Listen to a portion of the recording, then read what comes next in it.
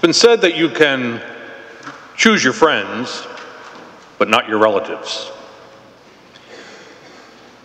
And the readings today, in a way, say that we are all related.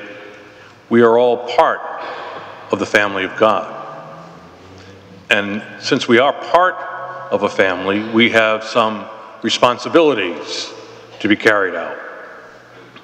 Let's see how the readings might lead us in that direction. As usual, the first and the third readings are related. The gospel is a continuous reading, almost, of the Gospel of Matthew. And we'll be reading from Matthew right up to the end of the liturgical year, which is the end of November, when we start Advent. And depending on what we're reading from in Matthew, a selection is made from, usually from the Old Testament, that somehow complements what's going on in the gospel.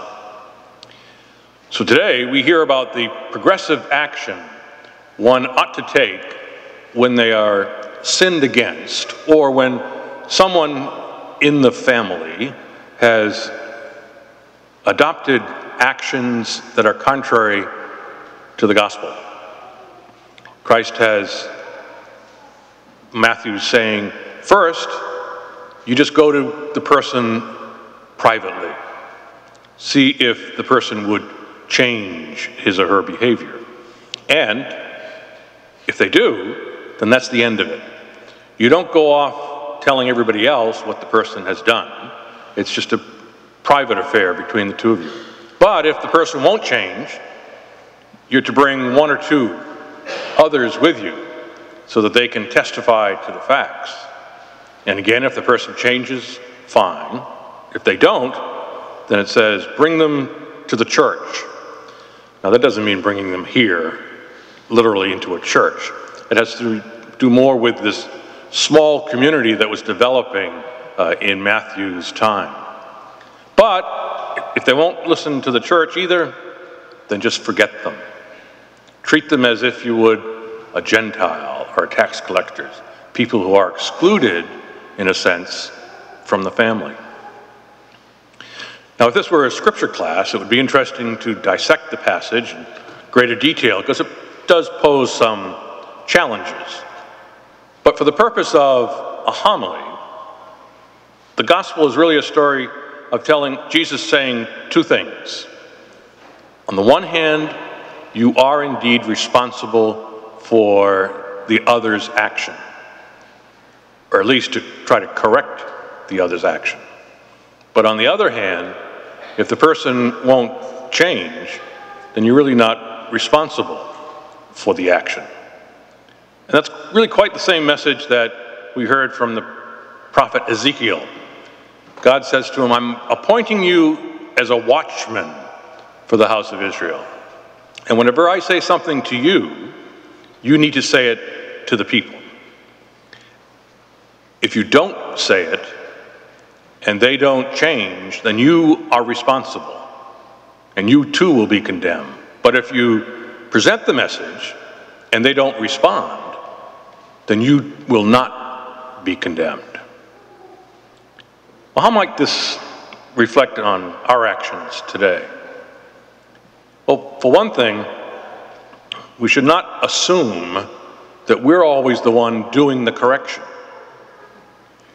We might be the one who needs the correction. So we need to be open to others coming to us. Maybe not literally the way that Matthew or Ezekiel talks about, but there are situations when people do say, why are you doing that? Or why would you make that choice? And we need to be open to the fact that, yes, we might need the correction. I sometimes have conversations with, we'll call them more experienced persons, in a confessional setting. And the person very honestly will say to me, you know, I'm so old, I don't sin anymore. I said this at an earlier Mass, and someone asked me afterwards, well, do they start the confession by saying, Bless me, Father, for I have not sinned.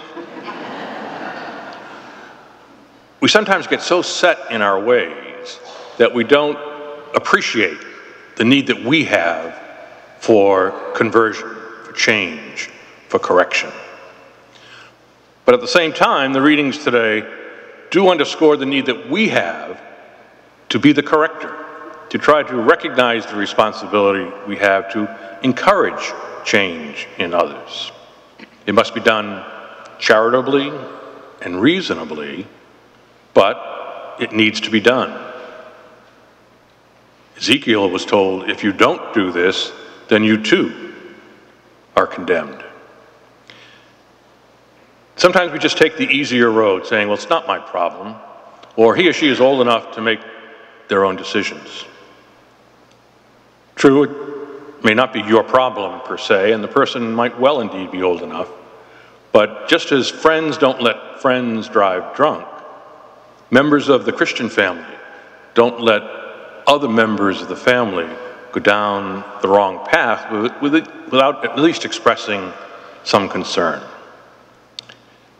In a sense, all of us here and in the wider community are related.